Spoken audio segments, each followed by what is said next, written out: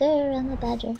Hey everybody, it is the Angry Honey Badger here, and it's time for another champion build video. Today we will be playing as top Shyvana with the Smite meta for the top laners. This is very popular right now. I'm not exactly sure how long it will stick around. I'm assuming at some point it will be nerfed. When I start the game out, I usually try to invade the enemy jungler, steal their buff, then TP to top lane. I will be level 2 and usually a tiny bit ahead. I'll usually lose out on a few minions, but I'll actually be ahead of the enemy jungler typically in experience. A little bit behind in CS, but nonetheless, actually a little bit ahead. But we're going to talk about the Smite top laners a little bit, mostly looking at Shyvana. She's one of the more popular ones that is sporting Smite up there. And we're going to talk about the pros and cons to this. We're going to obviously talk about Shyvana too and a build for her. Let's kick things off by talking about those runes and masteries. So starting off with the rune page, I go with a tanky rune page. The Smite meta for top laners is because you're building tanky and getting a lot of health. So I'm going straight into the defense pretty much with her by going with like what page did we take? We may have taken some hybrid pen marks because she actually does a lot of magic damage, but armor seals or health seals are gonna be good, and then scaling ability power, or not ability power, lol, magic resist glyphs. That helps deal with ability power damage, and then we take either I usually take movement speed quintessences, and one of the reasons I like those are because on Shyvana, it's really good when she's just brawling in fights and using her burnout, and also when you are playing a top Smite champion, you typically will not have flash, and therefore you technically have no hardcore escape. So you need to play a little bit safe early on typically and be aware of that. Luckily, I can burn out and get out of lane. That's one thing I can do, but you just gotta know about that. Obviously, run into the enemy jungle. You have Smite. Go kill some stuff in their jungle. Go take the Sculler Crab. A lot of things you can do with Smite. Now, as for those masteries, down in the bottom right-hand corner, you can pause the video and check those out right now. But let's move on to abilities. So, let's talk about the passive. That's Dragonborn. You are going to gain Armor and Magic Resist. These bonuses are increased every 5 levels and are doubled in Dragon form. That's your passive. Now, at level 1, put a point into your burnout. Obviously, during the next 3 seconds, you're going to deal magic damage each second to nearby enemies, and you're going to get increased movement speed. The movement speed is reduced by 15% of the original amount every second, and your auto attacks will increase the burnout's duration up to another maximum 4 seconds. So, in dragon form, when you become the dragon and you use burnout, you now scorch the earth below you for 5 seconds, and it will deal continuous magic damage over time. It's really good. Does a lot of damage. We're going to max this out first in lane. Helps us also push and clear, which is very good. We're trying to shove this into the tower against Maokai. He doesn't struggle like crazy under the tower farming, but he's not the world's greatest either. So we keep shoving because this also means it opens me up to go roam and try to see camps that I can potentially steal. So that's another thing we can do. And then what we're going to do is at level 2, we're going to put a point to our Flame Breath. Unleashes a fireball towards them, and if it hits them, it will deal more magic damage. And your basic attacks against marked targets will deal damage 2.5% of their maximum health. When you are in dragon form, Flame Breath engulfs all units in a cone in front of you, so you hit multiple targets. People sometimes max this out second, sometimes they max this out third. I max this out second. As we are not building actually any real hardcore attack damage on Shyvana, and because your Twin Bite scales terribly from attack damage, you're actually going to get more damage from Flame Breath earlier on in the game. So you'll actually be dealing more damage with it. And then at level 3, put a point into your Twin Bite. Shyvana strikes twice on her next target. The second attack will deal 100%, scales up to 100% of her basic physical damage. And it will trigger on-hit effects, which is nice. Shyvana's auto attacks against non-structures reduce the cooldown of Twin Bite by 0.5 seconds. When in dragon form, Shyvana will hit all units in front of her on her next attack. Each unit hit will be dealt on-hit effects and grants Fury twice. So that is your Twin Bite. And then, like I said, then at level 6, this is your Dragon's Descent.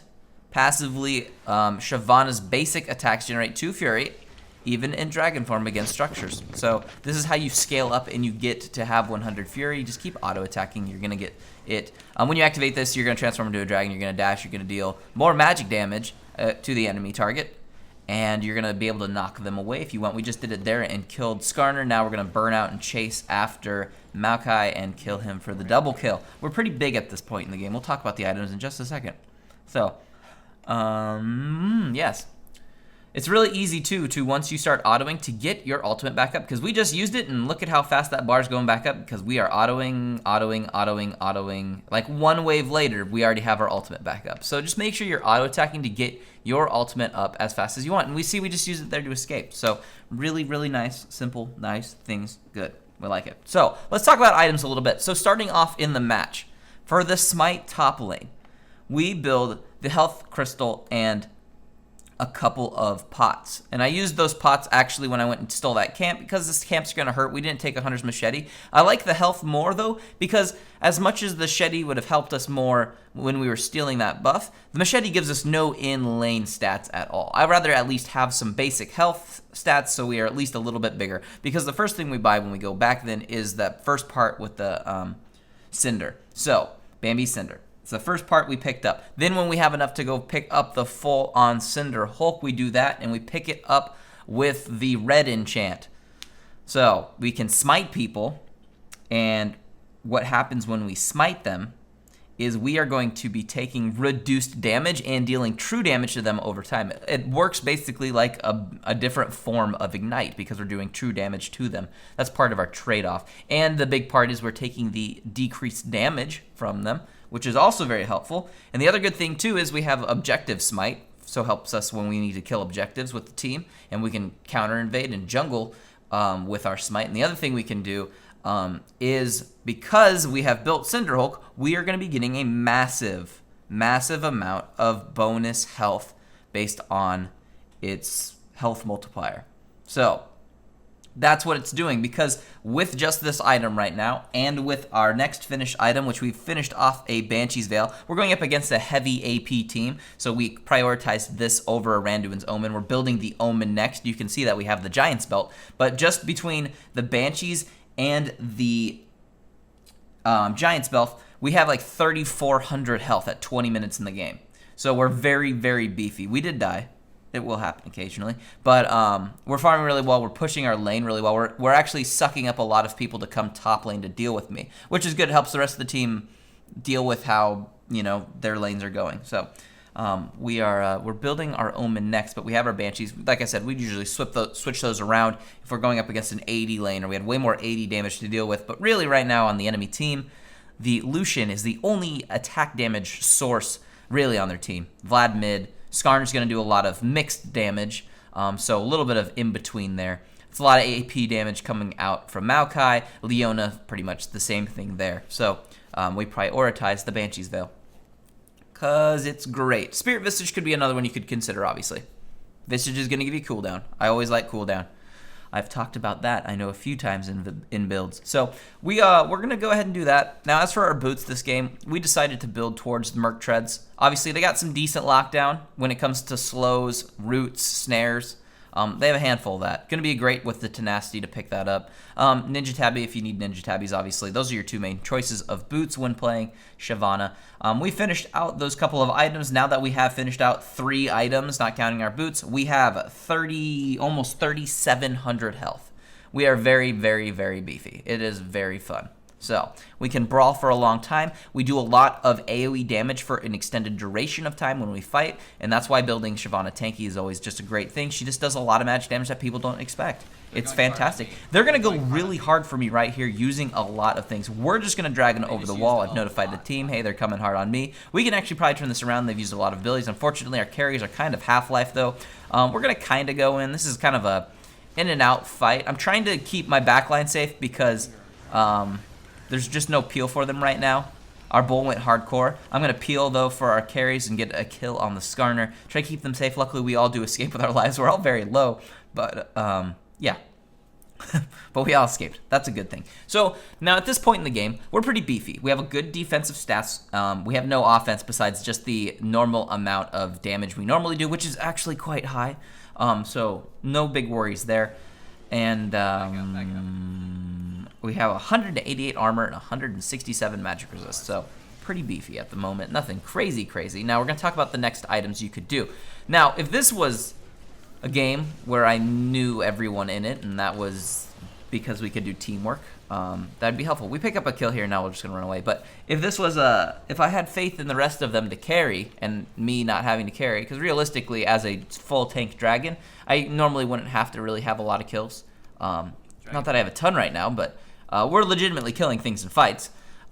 What I would be doing is going even more tank, focusing on that and being that frontliner, peeling and doing, not really peeling, but being a frontliner for the team. But because I know I might have to carry a little bit, we're going to build one carry item, which is going to be the Blade of the Ruined King.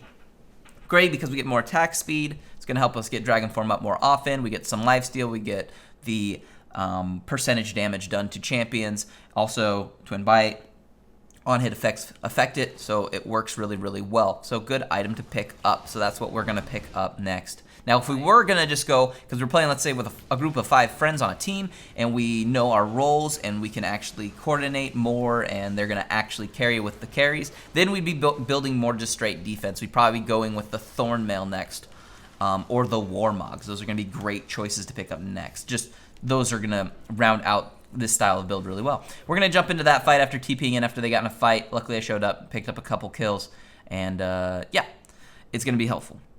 It's good to help the team out. Now, pros and cons about the Shyvana. Shyvana luckily has really good base damage from all of the magic damage she does. A lot of people also don't realize it is magic damage. I don't know why they don't, but you'll do a lot more damage to people in lane and in dragon form than I think people expect. And some people really maybe go back to base, expect them that they're taking a lot of damage from Shyvana, and they build armor, and that really doesn't help. You need kind of both magic resist and armor. So be careful about that when playing against Shyvana, or something to just remember if you are playing as Shyvana. Now, the other thing I will say is when you're playing this without Flash, because you have taken Teleport and Smite, be careful about the whole part where you don't have Flash and you get into early ganks situations, you might have a hard time. Luckily, Skarner's not the world's greatest ganker, so I'm a little bit lucky at the beginning of this game, but know your lane, put some wards down, play a little bit safe until you hit level 6 in case you have to rely on your dragon's descent to get you out of a bad situation. So you have to be really careful about that. I will say that much. So we're pushing. Game's actually pretty even. We're behind by 1 kill, and I said get ready for Baron, and we're going to have to get ready for Baron right now. My team recalled, nobody got ready for Baron, and they are going to be doing Baron right now. Now, this is the beauty of playing a top laner with Smite as well. You have the potential to steal Barons, which is something we're going to exercise right now. Got it. So we're going to jump in, and we do steal the Baron away. And I said something rude, apparently, that I just heard. I'll turn that down. But it's very helpful. Now the team gets Baron. I die. I sacrifice myself. I'm going to pick up a bunch of assists because luckily I did actually a handful of damage just with all my AoE and kind of just burnouting on their faces. So we're going to get a bunch of assists, and luckily this demoralizes them so much that they're going to surrender. So the full build is in the description for the finishing out items. I did kind of mention the 2 I would go with if I was just building beefy. We picked up more armor to start getting that Thornmail. But that's going to be a build for Shyvana, and I'll just see all of you guys in the next build video. I feel like I will dominate him.